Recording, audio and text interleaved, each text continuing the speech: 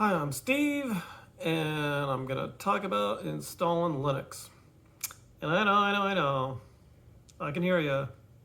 I will never install Linux, is what you're saying, right? Do you like Windows Update? That alone is why I use Linux. I mean, you still need Windows, right? I mean, there's work, there's games, there's all your Logitech keyboards that need a stupid Windows interface to configure them properly. You can have Linux and Windows running on the same PC. You'll definitely want two drives because Linux and Windows should never ever share a hard drive. So an operating system lives on a hard drive, and if you keep them from knowing about each other, they can both exist in the same computer. But you don't want to have to use Grub. Grub is dumb. What you can use instead of Grub is your built-in BIOS boot menu. Let's see, can you do it? Do you have the skills to do this? Well, let's see if you can use a screwdriver. And if you're familiar with how to disconnect and connect a plastic connector, and if you have a USB stick, boom, you totally got this. I mean, not too bad. I think you can handle it. But which distro are we going to install? Well, Kubuntu, of course, because Kubuntu is the best distro ever. And it always will be. I write for Kubuntu and Raspberry Pi. All the other Linuxes, in my opinion, they're dumb. You don't want to follow along a video when you're installing Linux. I've got a link to some text that you can follow along as you install Linux. That's the best way to go. And I'm going to show you what the inside of my computer looks like. I've got a pretty little teeny tiny one though.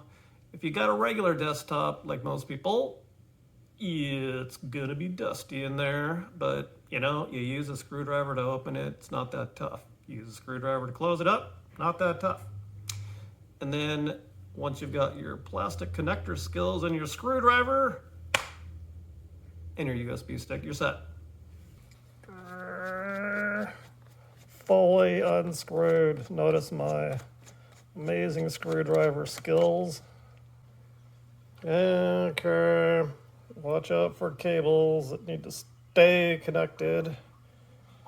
And let's see what we got here.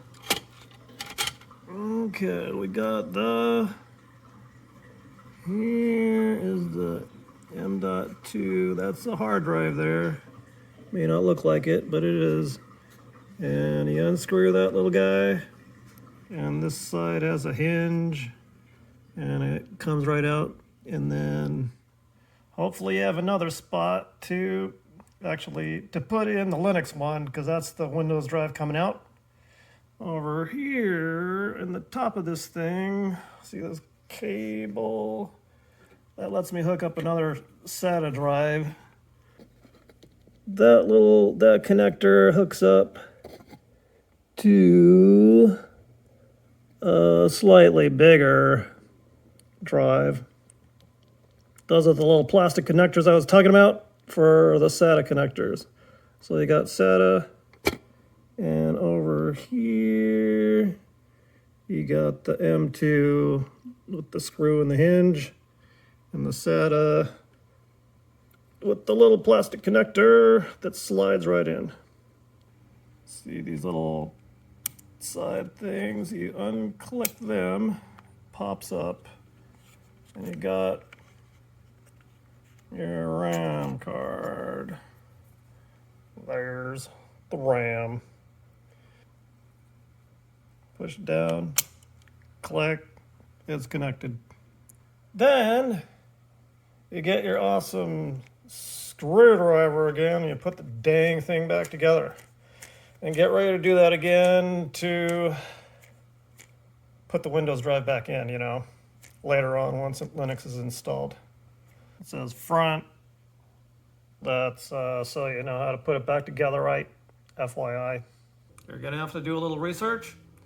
You're going to have to Google, well, look at your PC's serial number sticker, get the exact model of your computer, and then Google it. and find out what key you hold down to get into the BIOS boot menu. Okay, this is what the BIOS boot menu looks like, at least mine. Every BIOS menu looks a little bit different. What we're interested in here is boot. Let's see, boot, and then boot priority. Click, and then mine lists off. See, I already installed Kubuntu on this first one. Put the one you want to come up by default with first in the list, which will be Ubuntu, and then you'll leave the second one disabled. Disabled.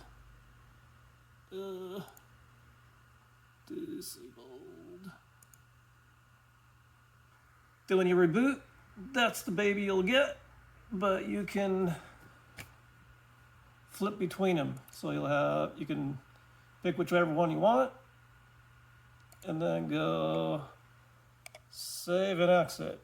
There's a save and exit button key. I'm going to show you a Kubuntu install. You're going to download the ISO of Kubuntu and wait for it. And then you're going to run this Balena Etcher program to get it onto your USB stick and wait for it. Boot priority. You got to get your USB stick on the top priority so that when you reboot next time, Linux starts installing. Okay, you're going to see that for a long time. Yeah, you don't want to try Kubuntu. You want to install Kubuntu. And this is what you want to see. Also, you want to set up something like that. Make sure you name your computer Penguin something and stuff. That's what you want to see. So, restart now. Pitching. Please remove the installation medium, then press enter. Here's the old flashing Kubuntu. It's for real this time though.